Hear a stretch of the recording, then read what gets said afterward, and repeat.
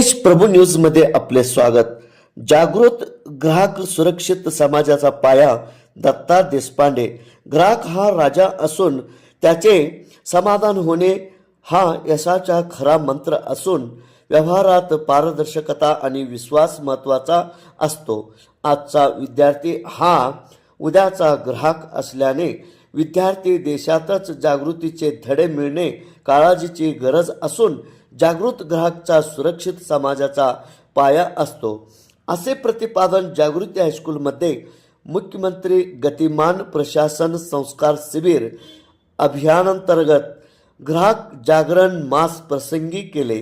कार्यक्रमाचा अध्यक्षस्थानी उपमुख्याध्यापक बी.जी. कुंभार होते। जागृती हायस्कूल व गडिंग्लज तालुका अखिल भारतीय ग्राहक पंचायत यांच्या संयुक्त विद्यमाने भागी सभागृहात कार्यक्रम संपन्न झाला। स्वागत व प्रास्ताविक संपन्न सावंत सर यांनी केले। पुढे बोलताना दत्ता देशपांडे म्हणाले, आजचा विद्यार्थी हा उद्याचा सजग ग्राहक असून त्याचे खरेदी पूर्वी वस्तूची योग्य माहिती, दर्जेदार वस्तूंची निवड व फसवणूक झाल्यास संबंधित यंत्रणेकडे तक्रार दाखल करणे आवश्यक असल्याचे सांगितले। अखिल भारतीय ग्राहक पंचायतीचे तालुका अध्यक्ष संजय कुलकर्णी यांनी शिक्षणाबरोबरच व्यवहार ज्ञान, ग्राहक कायदे आणि तक्रार निवारण प्रक्रिया समजून घेणे आपण भविष्यात सक्षम, सजरा आणि जबाबदार ग्राहक घडणार असल्याचे सांगितले। उपाध्यक्ष वामन बिलावर यांचेही भाषण झाले। बी.जी. कुंभार यांनी अध्यक्षीय मनोगत व्यक्त केले।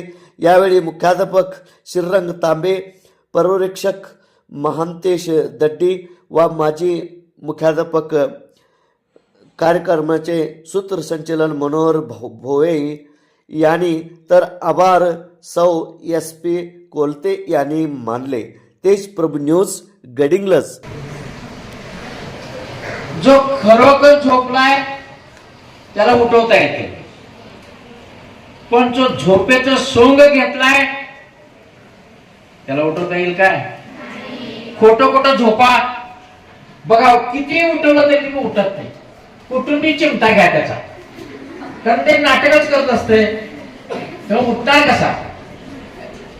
तेव्हा आम्ही असं नाटक करणाऱ्या लोकांना थोडस जाग करण्यासाठी तुमच्या समोर आलोय आणि हा आवाज तुमच्या पालकापर्यंत आम्हाला पोहोचवायचा आहे। तुम्ही मध्यस्थ आहात या व्यवहारातले आणि तुम्हाला हा ग्राहक चळवळीचा भाग समजून घ्यायचा आहे थोडासा।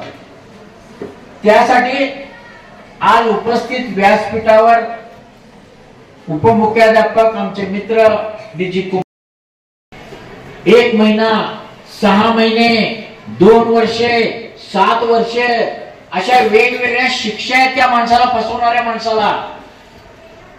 किती गोष्टी सोप्या करून ठेवल्यात बघा। प्रत्येक जण आपल्याला फसवत असतो। दुकानदार फसवतो, शेतकऱ्याला फसवतो, शेतकऱ्याला डुप्लिकेट खत देऊन फसवतात, डुप्लिकेट औषधं देऊन फसवतात, बनावट औषधं देऊन फसवतात।